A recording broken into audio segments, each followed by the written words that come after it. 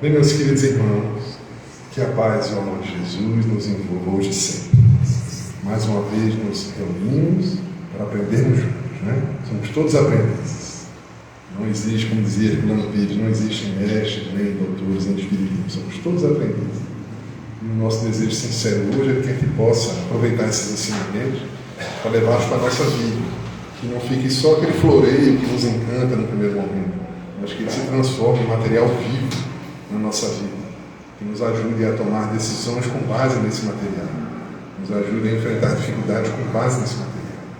Muito bem, então na tarde de hoje nós teremos o nosso irmão José Souza, que vai fazer o exórdio, se não me engano vai falar sobre a paz, isso mesmo, né?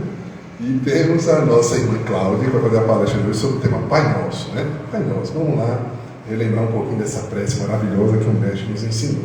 Então, para não nos alongarmos muito, tá certo? Sejam bem-vindos também a quem está chegando aí no Instagram. Vamos fazer então o exórdio. Na sequência a gente faz a prece e depois a gente vai para a palestra com a nossa irmã Cláudia. Zé Souza, por favor.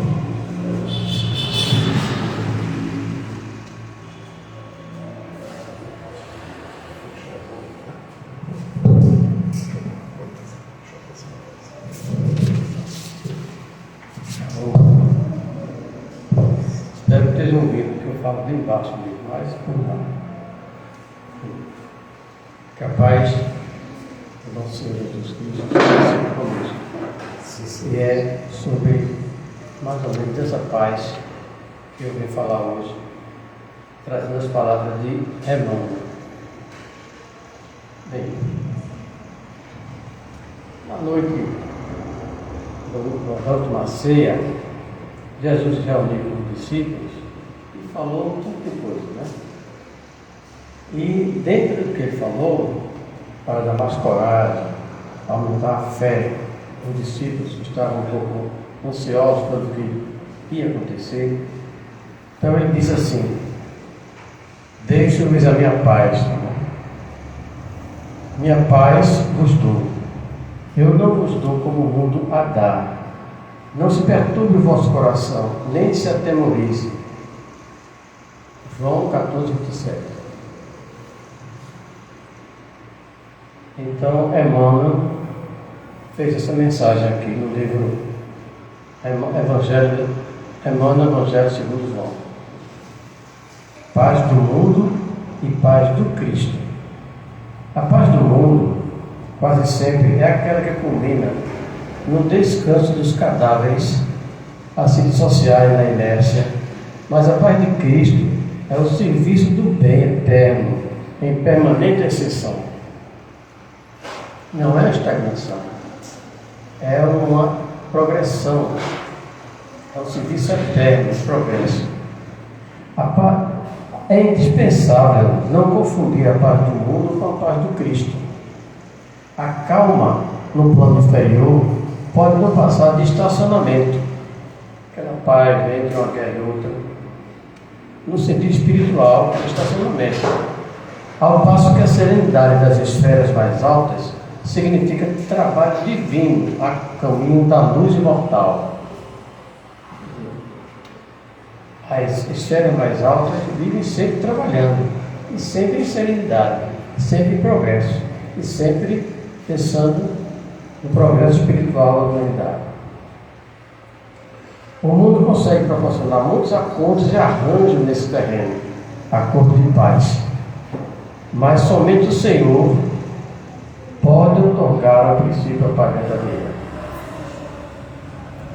Nos círculos de carne que nós estamos, a paz das nações costuma representar o silêncio provisório das baionetas. A paz dos abastados e inconscientes é a preguiça improdutiva e incapaz. A paz dele.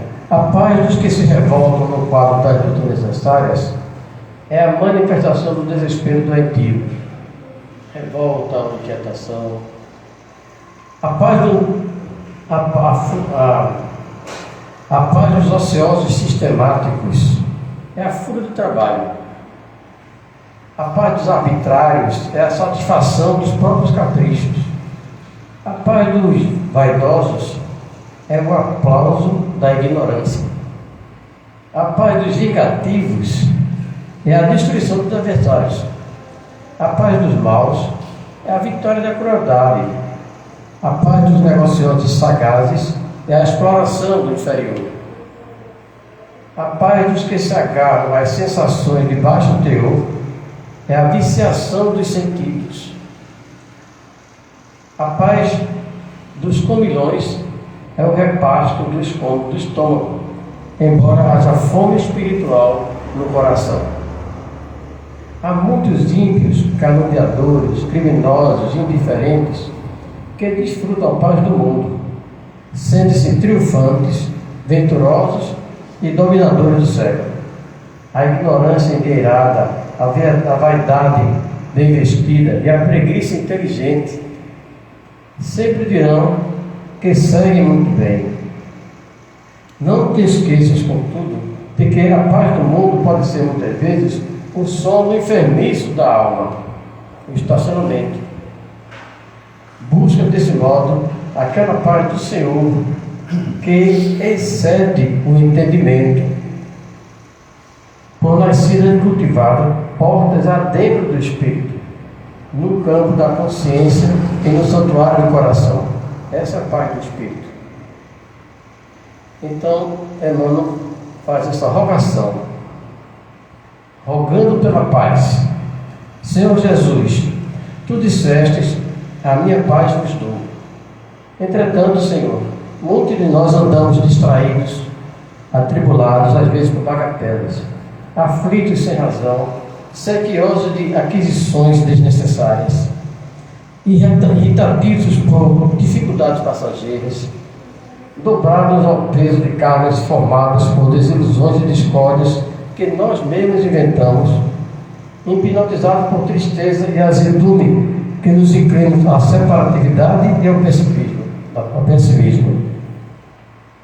Aqui se enquadra quase todos nós, inclusive eu. Entendemos sim, Jesus, que nos dissestes, a minha paz vos dou. Diante, porém, de nossas inibições e obstáculos, nós te rogamos por acréscimo de misericórdia. Senhor, concedeste-nos a paz. No entanto, ensina-nos a recebê-la. É o que precisamos aprender. Agora, vamos.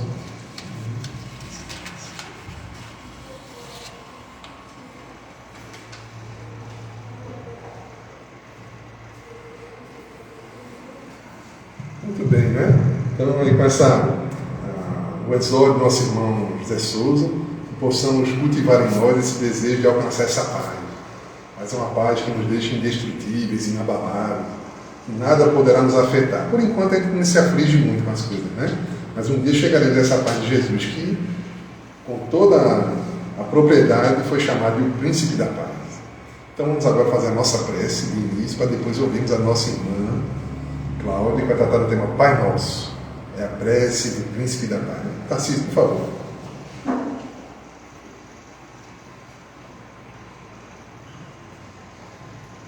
Boa tarde a todos.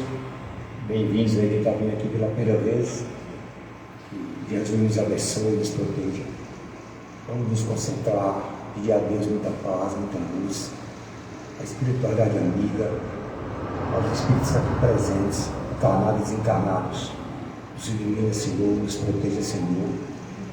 Que tire essa aflição dos nossos corações.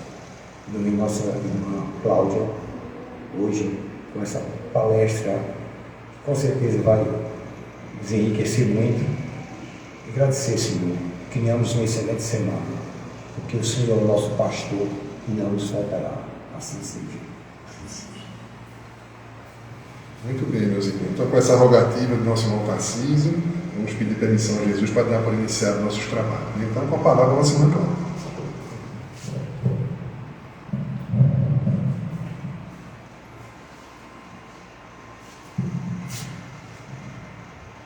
Boa tarde a todos. Que a paz do Mestre Jesus esteja realmente em nossos corações.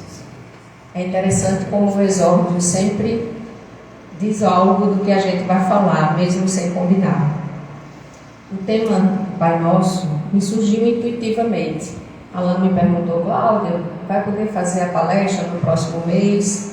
Aí eu disse: vou, Alan, já sei até o tema. Ele disse de imediato. E depois eu fiquei pensando, eu não tinha pensado no Pai Nosso, como é que sai então de imediato? E aí, no exórdio, o Seu José fala da paz. A paz, ela só é conseguida intimamente quando a gente eleva o nosso pensamento ao alto e a gente consegue fazer uma prece com fervor, uma prece que nos ligue ao alto. E é isso que eu vim falar aqui hoje, falarmos um pouco sobre as preces e em especial a prece que Jesus nos ensinou. E é por isso que a gente diz que a paz de Jesus esteja com todos nós. Por quê? Porque a paz de Jesus também convidou muitos dos irmãos encarnados a segui-lo, porque havia nele uma paz que ele não sentia.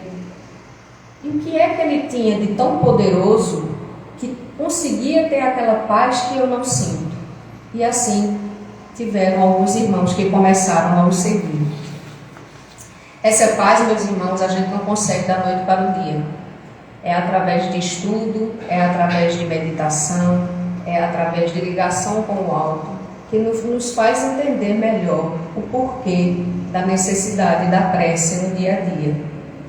Eu sou filha de uma família católica, e que todos eles são católicos ainda até hoje, mas que eu não me contentava com a repetição de palavras do Pai Nosso, Ave Maria, Salve Rainha e todas aquelas orações que a igreja nos ensina. Isso não quer dizer que as pessoas que fazem essas orações de forma repetitiva não consigam encontrar a paz. A mim, eu não conseguia. E aí eu fiquei me perguntando, por que é que eu tenho que repetir tantos Pai Nosso, tantas Ave Marias no texto, por exemplo? Que muitas vezes a gente faz essa repetição de palavras e a gente não presta atenção em cada palavra que é dita. E nas minhas indagações, da vida, mesmo lá na adolescência, eu ficava me perguntando também, por que é que eu preciso conversar com o padre para conversar com Deus? Por que é que eu tenho que ir conversar com ele se ele está em todo lugar? E aí no meu cantinho eu começava a fazer algumas orações que pudessem me ligar ao alto e perceber que realmente para mim não tinha muito sentido a figura do padre para me levar até Deus. E assim, com o Espiritismo, quando surgiu na minha vida, por volta dos meus 20 anos, eu abracei e o percebi como sendo realmente o que dava um pouco mais de paz ao meu ser. E aí, ao falar do Pai Nosso, a gente precisa falar um pouco também das outras preces. E na casa espírita a gente percebe um pouco, não aqui, mas em todos de forma geral, que pouco se usa o Pai Nosso. Geralmente a gente usa a prece improvisada, a prece que é dita, improvisadamente durante a abertura ou encerramento do Evangelho, da palestra. E por que não o Pai Nosso? Eu costumo fazer ainda o Pai Nosso ao dormir. Eu faço as orações depois, com as próprias palavras, mas eu costumo fazer o Pai Nosso. E depois do Espiritismo eu comecei a fazer o Pai Nosso prestando atenção em cada parte. Porque se ele não me servia repetindo maquinalmente, por que é que eu ia continuar fazendo sem prestar atenção no que ele queria dizer? E aí eu entendi por que é que saiu o Pai Nosso. Eu teria que dizer tudo isso a vocês como uma experiência que eu vivi e que de repente algumas pessoas também viveram. Bom, no Evangelho segundo o Espiritismo, a gente vai encontrar um capítulo que fala sobre a prece. E nesse capítulo, a gente vai ver muita coisa interessante que vai nos ajudar a entender melhor como fazer e qual é a ação da prece na nossa vida. Em que momento eu devo fazer uma prece? Geralmente as pessoas fazem a prece quando estão em sofrimento. Muitos dos que procuram a casa espírita procuram em sofrimento. Não só a casa espírita, mas a igreja ou qualquer outra religião, em busca de algo que consiga diminuir esse sofrimento. E na primeira parte do Evangelho, que fala sobre a prece, que é sobre pedir e obtereis, diz o seguinte: qual é a qualidade da prece que a gente faz? O que é uma prece com qualidade? O que é que vocês acham? O que é que eu vou ter na minha prece? O que é que eu vou dizer para que ela realmente tenha qualidade? A prece, ela é boa, ela é perfeita, ou a gente atinge o alto quando ela vem do coração. É exatamente isso. Não é uma multiplicidade de informações, de palavras, mas palavras ditas do coração. Talvez nós espíritas, a gente fala muito, e não o Pai Nosso, para a gente tentar ir buscar lá dentro da nossa alma o que é que diz para fazermos a prece. Mas nem por isso a gente precisa não dizer o Pai Nosso, pelo menos no momento de palestra, antes e depois. A eficácia da prece. Quando a gente faz a prece, será que a gente vai ter direito a tudo aquilo que a gente está pedindo? Porque geralmente a gente pede mais do que agradece, mais do que glorifica o santo nome de Deus, não é? Nas nossas vidas. Quando a gente faz a prece, ela realmente vai trazer tudo que a gente pede ou que a gente precisa? Então, a eficácia da prece na nossa vida não é para tirar as provas, não é para tirar o problema que a gente está vivendo, mas para nos dar força para passar pelo que temos que passar, com resignação, com paciência e sabedoria. Essa é a eficácia da prece. E como é que age a prece? Qual é a ação da prece em nossas vidas? Quando nos ligamos ao alto, e aí eu falo novamente que não adianta serem palavras ditas apenas nos lábios, mas sim palavras sentidas no coração, essa ligação com o alto vai nos aproximar de espíritos mais evoluídos, dos nossos anjos guardiões, daqueles irmãos que estão nos cercando, a nossa família espiritual, para nos dar a força necessária. E é essa ação da prece que a gente precisa, dessa ligação com o alto, para nós termos a paz interior e assim podermos enfrentar tudo o que temos para enfrentar nessa vida. Não apenas orar com os lábios, né? Aquela repetição mesmo, às vezes monótona, às vezes sem sentido, e que às vezes a gente está repetindo, mas está pensando em outra coisa e não realmente em Deus. E aí tem outro item que fala das preces inteligíveis. O que seria isso? A prece que não tem sentido. Aquela prece que não tem um norte dentro de si mesmo. É só a repetição. E a prece, ela também serve para a gente poder fazer a nossa reforma íntima. Porque através da prece sincera, que a gente faz no fim do dia, por exemplo, a gente pode avaliar o nosso dia. O que foi que eu fiz? O que eu deixei de fazer? Por que é que eu estou passando por isso? O que é que eu posso melhorar? E assim, dessa forma, ela também ter um sentido em nossa vida para a mudança interior, para a reforma interior.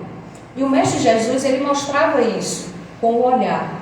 A paz que seu José falou, a paz interior, ele mostrava claramente com a brandura na sua fala, com o olhar, com as falas que ele se dirigia às pessoas, e as pessoas ficaram magnetizadas, exatamente pela energia que ele emanava no momento de sua fala. E como é que a gente deve orar? Quando a gente começa aqui, algumas vezes a gente diz: vamos elevar nosso pensamento a Deus, nosso Pai. Na hora do passe a gente diz: pense em Jesus. Por quê? Porque nessa maneira de orar, de elevar o nosso pensamento, de reconhecer a majestade divina, a gente também está nos recolhendo e nos colocando a realmente pensar nas coisas que são mais importantes, que são as coisas de Deus. Porque os problemas, as questões materiais, as perdas financeiras, as perdas até de um ente querido, elas são momentâneas, uma vez que a vida é eterna. E é essa paz, essa certeza através da oração que a gente consegue driblar esse sofrimento da melhor forma e conseguir seguir também da melhor forma. A gente não pode pedir, e aí eu disse aqui anteriormente, da eficácia da prece. A gente vai mudar o curso das coisas, Deus vai modificar as nossas provas e expiações a partir do que a gente vai pedir, de tanto a gente pedir, Ele vai mudar? Não. Agora, a nossa atitude, que é ainda mais importante ou tão importante quanto a prece, é que pode mudar um pouco a nossa trajetória aqui na Terra. Por exemplo, um acidente. Ao invés de perder o braço, que eu teria como uma forma de passar nessa Terra agora, nessa encarnação, eu perdi só a mão ou só o dedo. Porque as minhas ações no decorrer até aquele momento do acidente podiam impedir algo pior.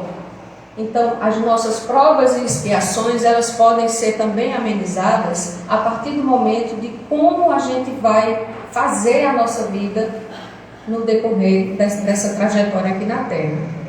E como é isso? Como é que a gente vai fazer a nossa vida? De que forma? Praticando bem, desejando bem, evitando o rancor, a maledicência, evitando a calúnia, evitando a raiva extrema. E essa paz a gente consegue exatamente com a prece. No momento de raiva, a gente conseguir parar, respirar, não dizer nada, beber água como André Luiz, né? No nosso lar, ficar com a água na boca para não dizer nada que vá ferir o outro, e assim a gente conseguindo cada vez mais, provocando menos mal na nossa vida e na do próximo. Aí tem outra parte que fala sobre a alegria da prece.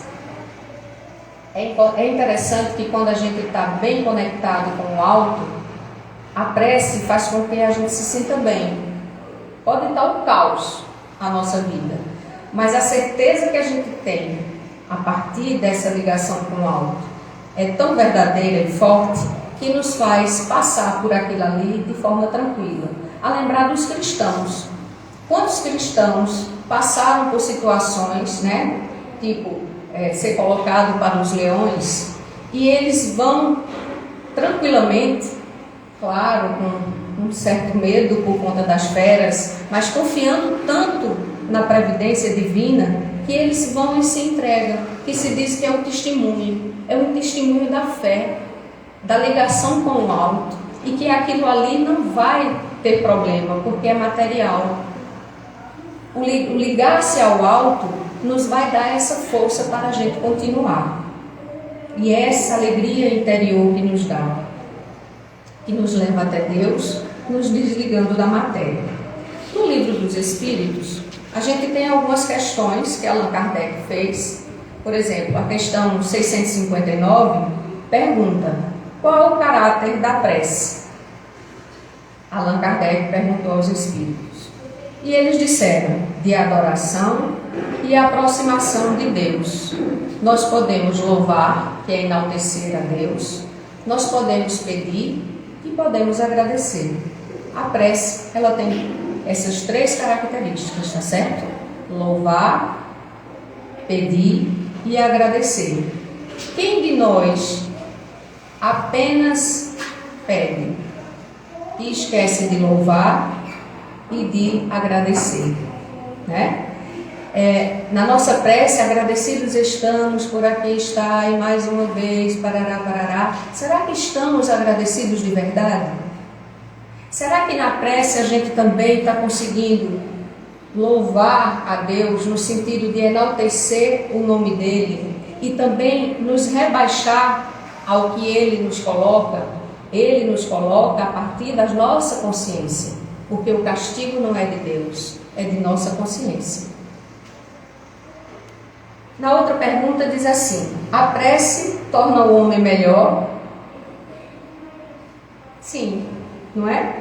A partir do momento que a gente faz a prece com o coração, a gente vai sempre se ligar aos bons espíritos e a gente vai se blindar em relação aos maus espíritos. E ele diz assim: sim, aquele que faz a prece com fervor e confiança se torna mais forte contra as tentações do mal. As boas condutas são a melhor prece. A gente vive num mundo de provas e expiação. Por exemplo, eu roubei muito na vida anterior. Eu vim nessa encarnação perdendo muitas vezes. Sempre eu sou roubada, sempre eu perco algum dinheiro, sempre eu termino emprestando e não recebendo. Essa é a minha expiação diante do que eu fiz. E qual vai ser a minha prova? Eu conviver com pessoas que praticam o roubo, ou o desvio, ou a corrupção, e eu me manter firme no meu propósito nessa encarnação de não cair de novo em tentação. Então, a oração, quando ela é feita de coração, ela vai atrair sempre os bons espíritos para junto da gente nos ajudar a evitar cairmos nessas tentações. E não só do roubo, como eu falei aqui do exemplo, mas tantas outras tentações. A gente vê um outro exemplo das provas, que a gente vem para cá. Por exemplo, um homem praticava a pedofilia em outra encarnação, praticou muitos abusos. Nesse, ele vem como um padre, ele vem como um presidente de um centro espírita, mas a tentação termina levando ainda para o mau caminho. E é por isso que a gente vê que essas pessoas não está só na Igreja Católica, não é? A gente viu exemplos há pouco tempo na Igreja Católica, na Casa Espírita, no pastor, no evangélico. Então, todos nós temos essas tentações, porque nós estamos todos juntos no mundo de provas e expiações. E é a prece que vai fazer com que a gente siga no caminho do bem, até a gente adquirir exatamente essa confiança, essa paz que vem da certeza que não queremos mais praticar o mal. Lembram daquela primeira palestra minha? Que a gente falou aceitação, que eu falei sobre fibromialgia, algumas doenças, e que primeiro a gente tinha que aceitar para depois a gente começar a mudar alguma coisa. Uma vez a espiritualidade falou que, em alguma reunião, que onde estava o erro quando eu, enquanto enfermeira, Cláudia, onde está o erro quando a medicação não está tendo efeito? Onde está o erro? Por que é que não está conseguindo curar aquela pessoa? Porque a medicação pode estar sendo errada. O fibromialgico, ele vem com muita dor porque ele é rígido. Ele errou tanto no passado que ele veio agora com aquela certeza de não querer errar. E quando ele erra, ele sofre bastante. E por isso que vem a dor novamente. Quando eu tenho raiva, por exemplo, não fiz a prece com antecedência para poder me acalmar, eu sinto dores grandes que me lembram que eu estou errando de novo. E aí são outras pessoas com outras patologias, com outras situações na vida, que faz com que a gente freie e diga assim: eita, eu errei, eu preciso mudar de novo, e vou tentar de novo, e vou tentar. Porque o verdadeiro espírita não é aquele que não erra. Nós não somos perfeitos. O verdadeiro espírita é aquele que erra, mas aquele que reconhece o erro, se levanta e diz: eu vou tentar de novo. E é isso que temos que fazer no nosso dia a dia. No livro Consolador, esse livro aqui, que foi psicografado por Chico de Emmanuel, no capítulo 5, que fala sobre a evolução, virtude e sobre a dor. Aí tem um trecho que eu achei bem importante, que eu quero ler exatamente como tem no livro. É com a iluminação espiritual do nosso íntimo que adquirimos esses valores sagrados da tolerância esclarecida. Por que a tolerância esclarecida? É a mesma coisa da fé raciocinada. Por que tolerar determinadas situações na família, por exemplo, não é? de forma esclarecida, porque a gente sabe que está ali para resolver algo. Então essa tolerância ela é necessária para que a coisa melhore. Quando ela não é esclarecida, ela faz com que a tolerância ela não seja verdadeira. O que o outro disser vai doer muito aqui dentro e isso vai se transformar em raiva, em mágoa e tristeza. Mas quando o outro diz, e a gente sabe que muito do que o outro está dizendo não é necessariamente vindo dessa encarnação, e sim lembranças muitas vezes de outra, a gente passa a entender melhor o outro. Nenhuma tristeza, nenhuma revolta do que a gente passa, ela tem sentido, porque a verdadeira calma, a verdadeira paz, ela é sentida exatamente por sermos esclarecidos nisso. Mas a gente precisa se manter estudando, porque é o estudo que nos traz esse conforto também. E continuando, ele diz assim: e para que nos edifiquemos nessa claridade divina, faz-se mister educar vontade, curando enfermidades psíquicas seculares que nos acompanham através das vidas sucessivas. Vejam, a gente precisa educar a vontade. É exatamente quando a prece tem a sua ação e que a gente faz a prece e eles nos ligam aos bons espíritos e dessa forma a gente consegue evitar cair em tentação. A gente consegue evitar praticar o mal porque a gente conseguiu adquirir um pouco de paz e assim servir. Curando enfermidades psíquicas seculares que nos acompanham através das vidas sucessivas, quais sejam as de abandonarmos o esforço próprio, de adotarmos a indiferença e de nos queixarmos das forças exteriores, quando o mal reside em nós mesmos.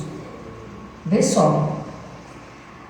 As enfermidades psíquicas, ou seja, as doenças da alma, do pensamento, que é secular, que vem de encarnação em encarnação e faz a gente abandonar o esforço próprio. Eu quero tudo de bom na minha vida, mas eu não estou fazendo nada para adquirir isso. Eu quero ganhar dinheiro, mas eu não estou nem trabalhando. Eu quero só o dinheiro que o governo dá. Ou roubar de alguém. Eu quero ter uma vida melhor com minha família, mas eu também não estou me esforçando em nada. É o nosso esforço que a gente precisa também fazer. Adotar a indiferença e nos queixarmos das forças exteriores. Quantos a gente não escuta falando? A culpa é da minha família, a culpa é do meu emprego, a culpa...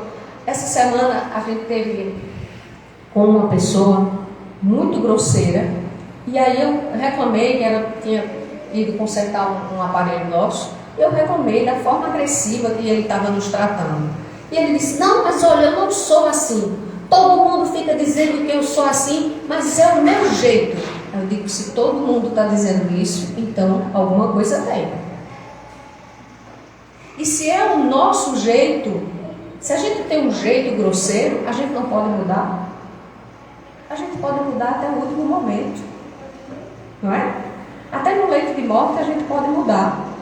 E por que dizer isso? Eu vou ser assim o resto da vida. É um orgulho. Eu não quero me mudar.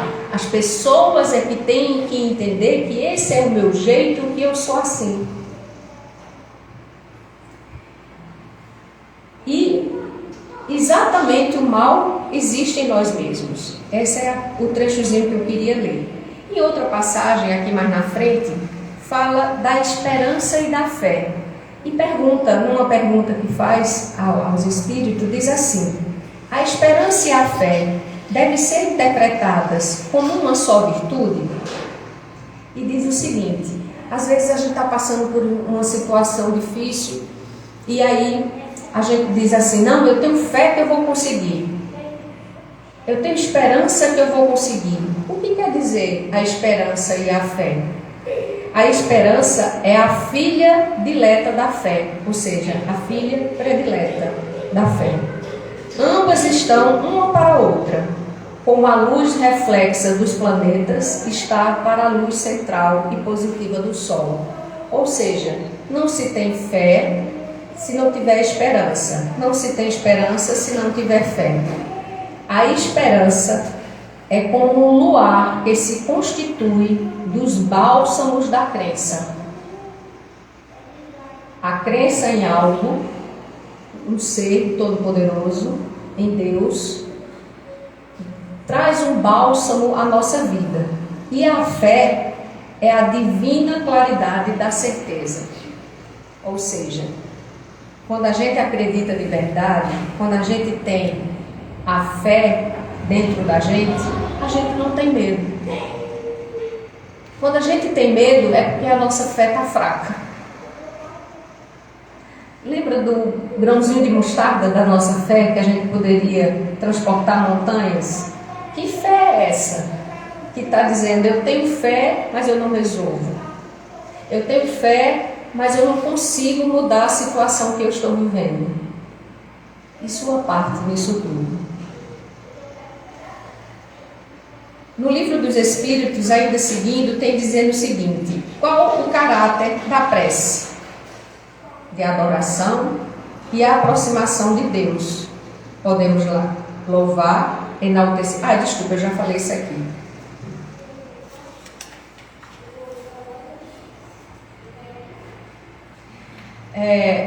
A diferença, então, entre a gente realmente acreditar na nossa prece, na nossa ligação com o alto, e dizer apenas que tenho fé, tudo vai acontecer, eu tenho fé, mas estou matando todo mundo de estresse, porque eu vou conseguir, mas a ansiedade não me deixa.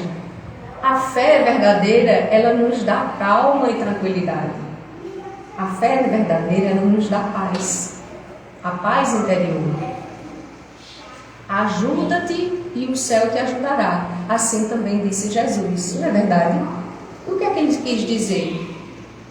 Para a gente fazer a nossa parte, que ele também vai fazer a parte dele, que é mandar os bons espíritos para nos fortalecer a passar pelas provações. Ajuda-te é você simplesmente começar a modificar o que há de maléfico ainda dentro de si. É você se ligar verdadeiramente com o alto, é agradecer mais que pedir, é confiar e principalmente saber. Tem uma parte bonita que diz que o sofrimento ele deve ser encarado como um cirurgião faz sofrer um paciente. Ele leva o paciente para a sala, ele abre o abdômen, ele opera, sangra, faz doer, mas ele cura aquela doença. E eu achei bonito isso. Então, se a gente encarar nossas provas e expiações ou o sofrimento que a gente estiver passando momentaneamente como algo que vai realmente nos burilar, a gente vai conseguir passar por isso de forma mais amena, com menos sofrimento, com menos dor na alma que às vezes nos dá. O sofrimento ele serve para nos burilar. Ele tem esse intuito de poder realmente nos melhorar. Os males não se constituem do próprio homem, o próprio autor pela sua imprevidência ou pelas suas faltas. Quantos de nós realmente coloca o dedinho na consciência e diz: poxa vida, já é o terceiro relacionamento que eu tenho e ele é abusivo, ele é desse jeito, é assim. Tem uma repetição de conduta que você não entende. Por que é que eu só arranjo gente complicada? Por que é que eu só passo por esse tipo de situação? O que se passa? Porque eu não aprendi ainda. Quando a gente aprende de verdade, a gente não repete comportamento. E aí, quando a gente ora, a gente precisa entender que Deus ele vai realmente nos ajudar em tudo aquilo que a gente está pedindo. Mas a gente não pode ficar com raiva de querer que Deus resolva os nossos problemas mudando o caminho do rio. Ele não vai mudar. Ele vai nos dar o necessário para que a gente possa passar por esse rio cheio de cachoeira, tenebroso, para que a gente possa aprender um caminho melhor, a seguir, sem sofrer tanto e principalmente sem se queixar e com resignação. O que é uma resignação?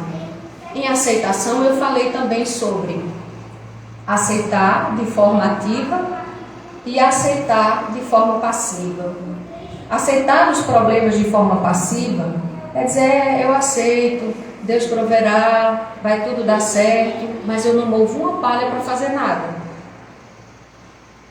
E aceitar de forma ativa é, poxa, eu estou de novo passando por essa situação, realmente eu tenho que ver o que eu preciso mudar, o que eu preciso fazer para modificar isso tudo e, principalmente, mesmo que não tenha relação com isso, eu continuar no caminho do bem, eu continuar praticando o bem, fazendo a caridade e tendo amor para o próximo, porque isso sim é que vai mudar o caminho do rio. E aí no Sermão da Montanha, Jesus, ele nos trouxe vários ensinamentos e dentre eles o Pai Nosso. No Sermão da Montanha, ele traz exatamente a visão da natureza essencial do reino de Deus. Cada passagemzinha daquela que tem, mas a gente vai se deter ao Pai Nosso.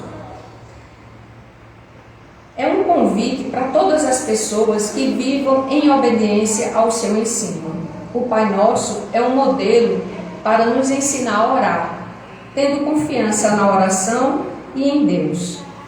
E o Pai Nosso, quando Jesus ensinou, ele disse o seguinte, que aquilo ali era, ele não disse assim, né, nessas palavras, mas eu estou traduzindo o que eu li, que é exatamente tudo aquilo que está ali reflete uma forma correta de se dirigir a Deus, de agradecer, de enaltecer e de pedir, e assim a gente também se proteger.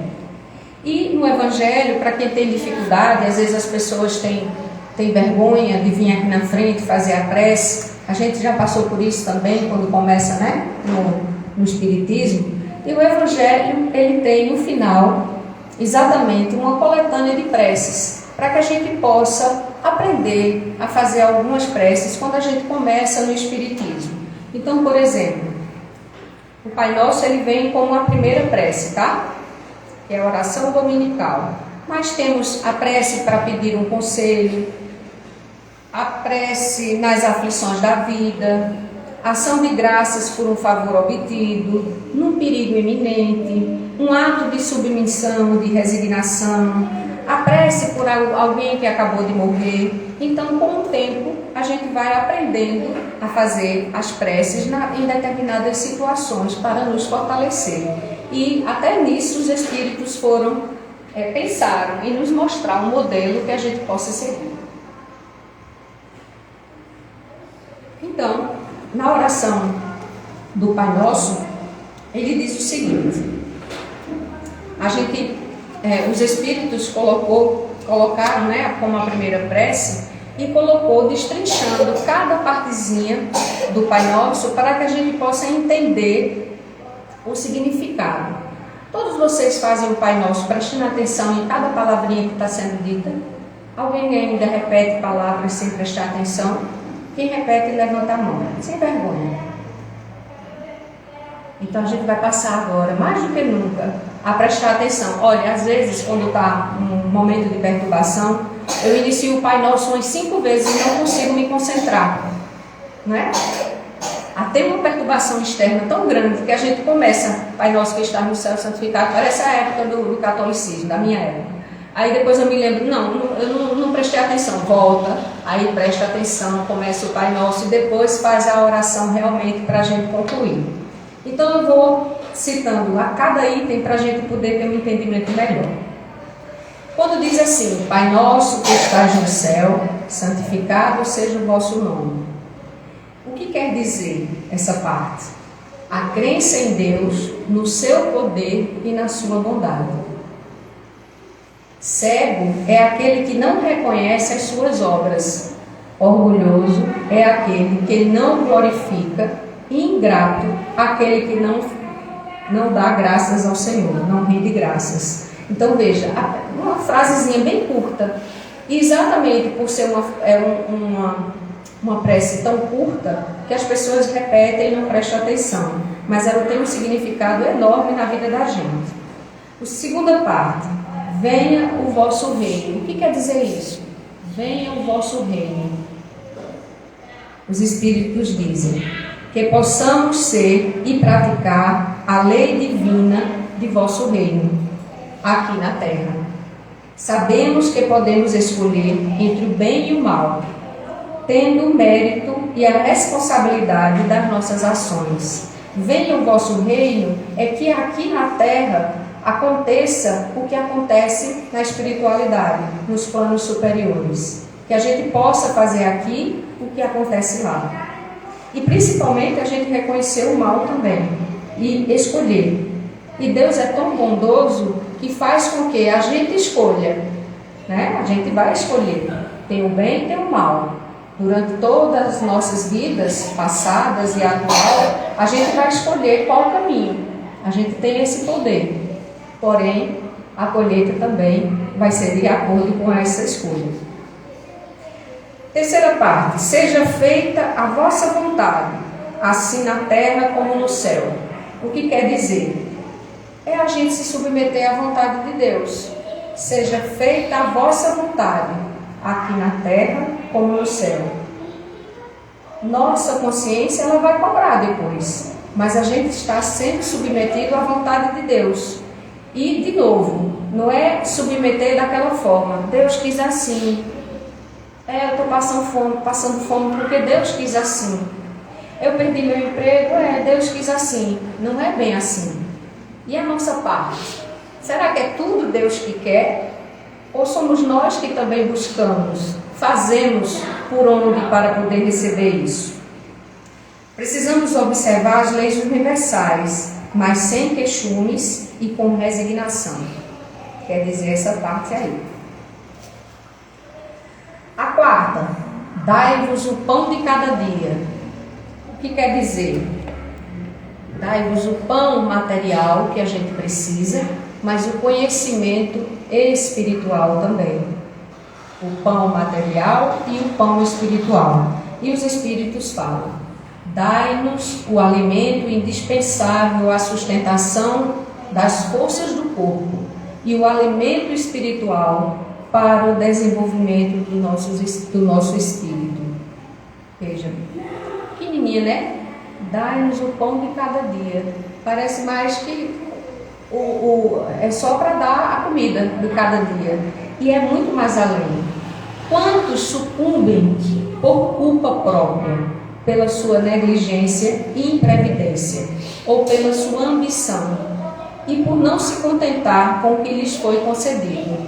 Me foi concedido ter uma vida mais simples, mas eu não me contento.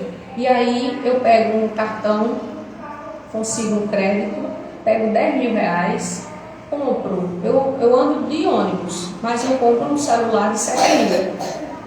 E depois eu não tenho dinheiro para pagar esse cartão. Então eu não me contentei com a minha situação. E eu quis fazer para eu adquirir o bem material, independente da situação que me foi dada. Essa situação que eu tenho que viver. Então, por que é que eu vou desejar o máximo se eu não vou conseguir pagar? Ou se eu não tenho meios para chegar lá no momento?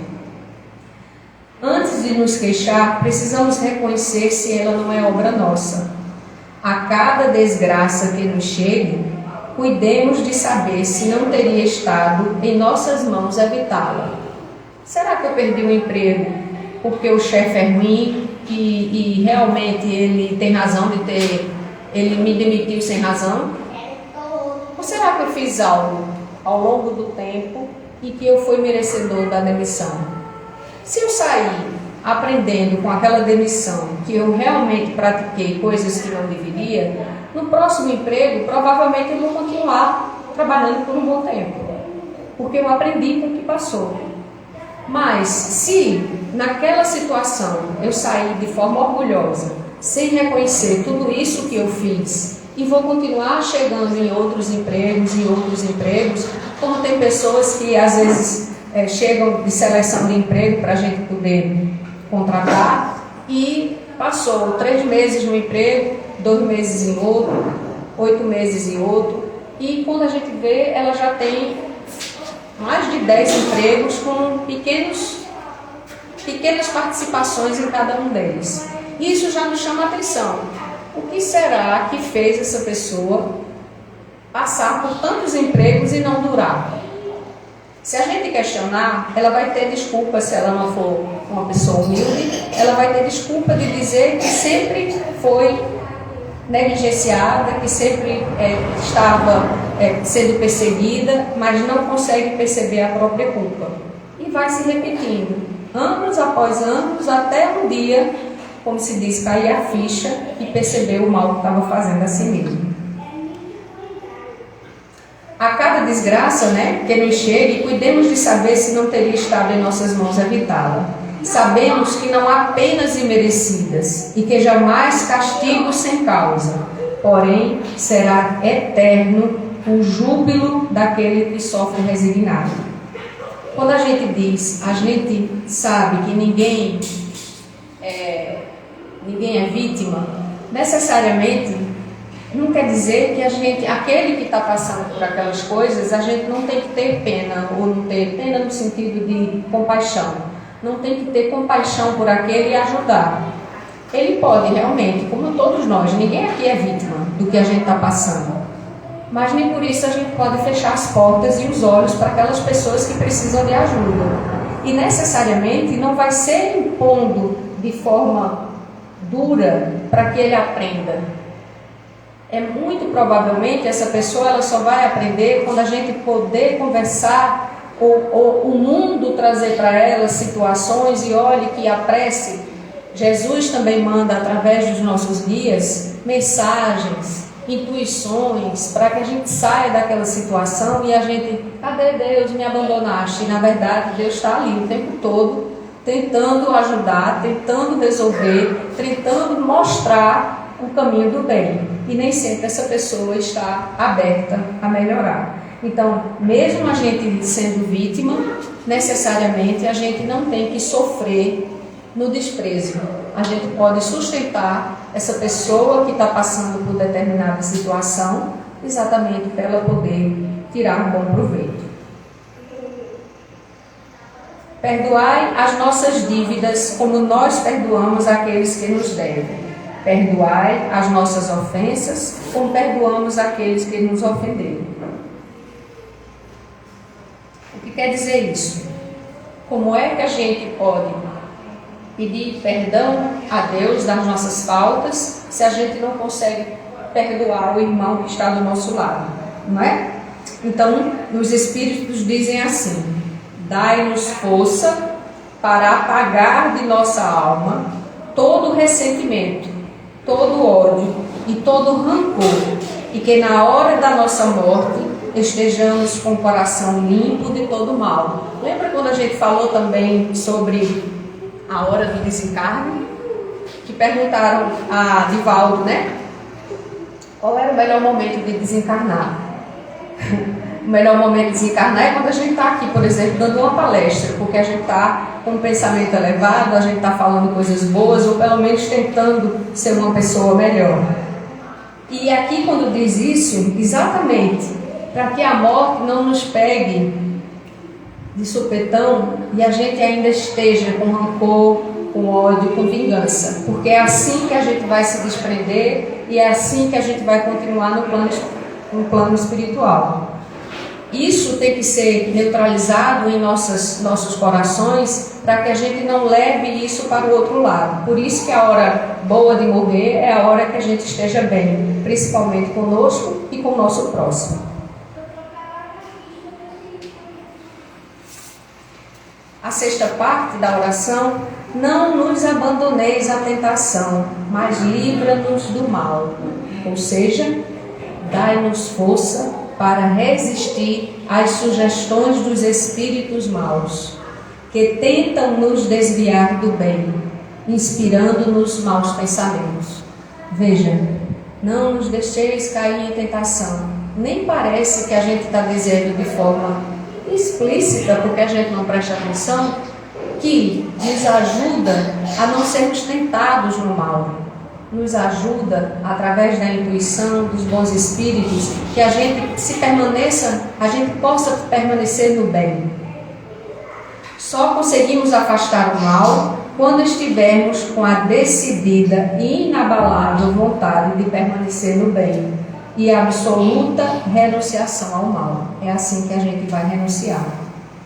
Quando a gente diz assim, Alain, eu não estou aguentando mais, Alain, bota meu nome de novo na vibração. Alain, olha, não deu resultado, acabou a vibração, bota de novo.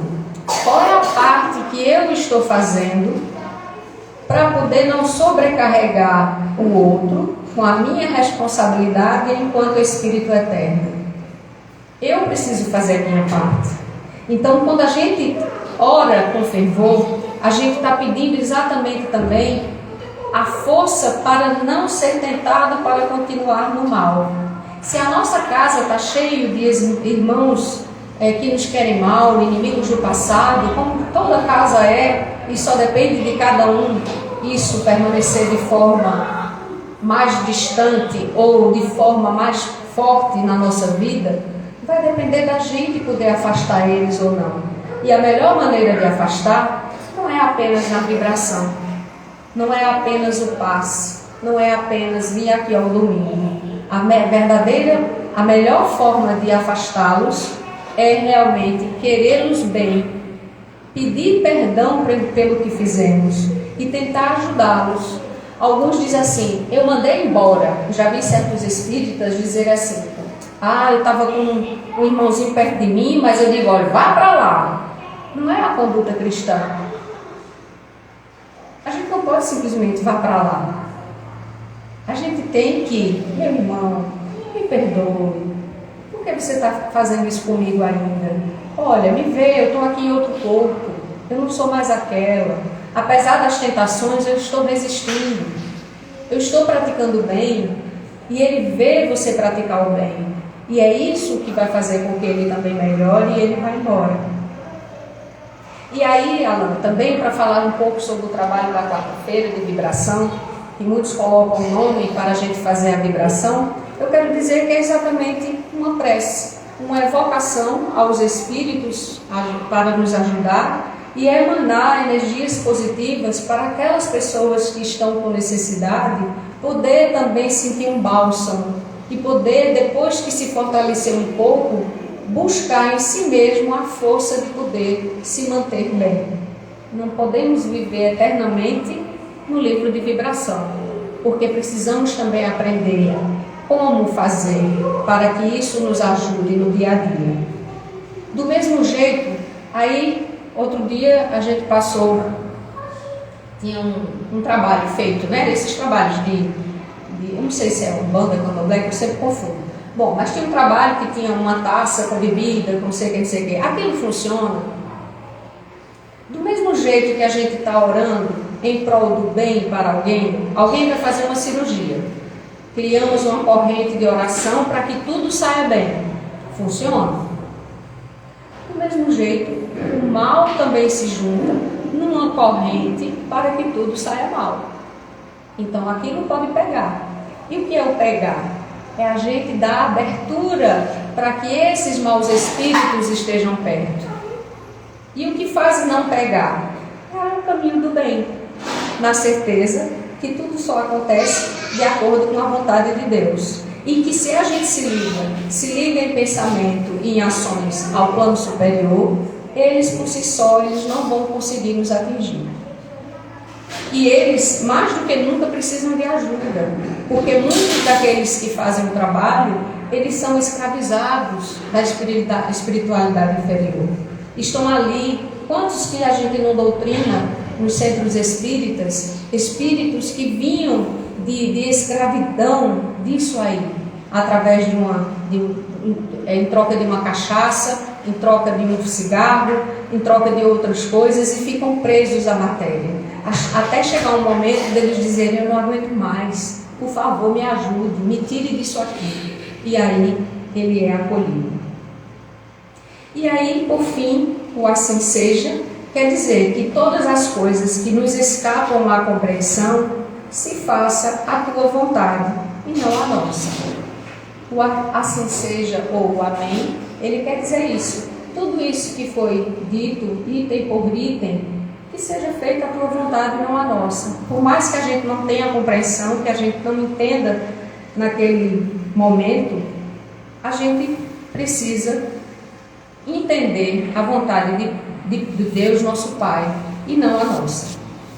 Por fim, peço licença, Alain, para eu poder concluir a nossa palestra com a oração do Pai Nosso, também de uma forma diferente, agora é psicografada por Chico, né, uma versão que Emmanuel nos mandou, que nos mostram um pouco, através da oração simples e não destrinchada como tem, né, porque se você for olhar no livro, essa parte, ela tem umas 4 páginas explicando, né, todos esses itens do Pai Nosso.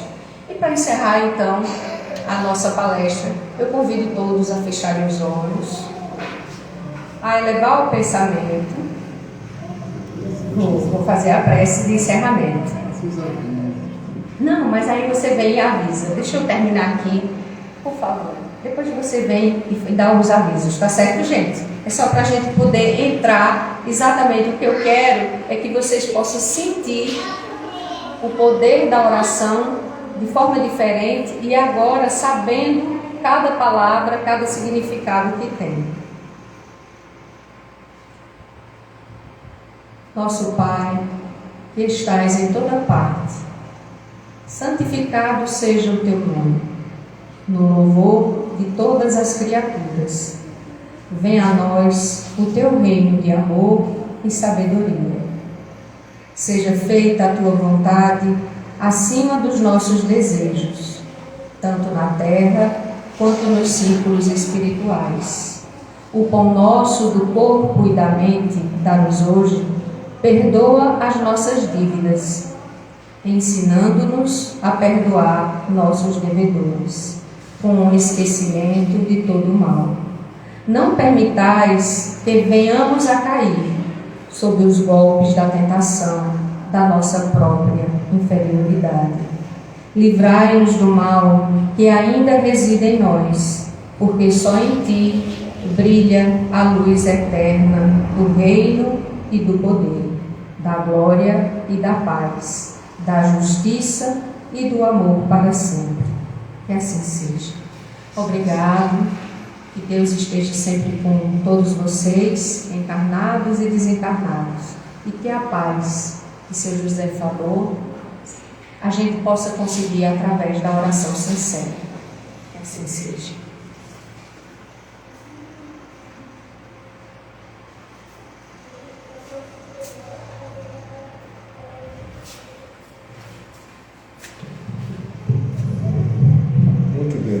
Então vamos encerrar, né? Tem alguns, já foi encerrado, na verdade, né? Nós vamos fazer alguns avisos. Né? Vamos ter um estudo aqui após os passos. Quem quiser tomar o passo, aguarda sentadinho, vai ser chamado, tá certo? Quem quiser botar o nome também no livro de preces, para poder fazer a vibração, fica à vontade, tá certo? É aberto para quem quiser colocar o seu problema, ou de algum parente, até encarnado ou desencarnado, não tem problema nenhum, coloque seu nome. Estamos à disposição. Quem quiser depois também tirar alguma dúvida, conversar sobre a doutrina também, fica à vontade. Depois dos passos teremos o estudo, tá? Está sendo feito de 15 em 15 dias, é o estudo do Evangelho de Marcos, tá certo? Segundo a visão de Emmanuel, tá certo? Ok, pessoal, então, muita paz para todos.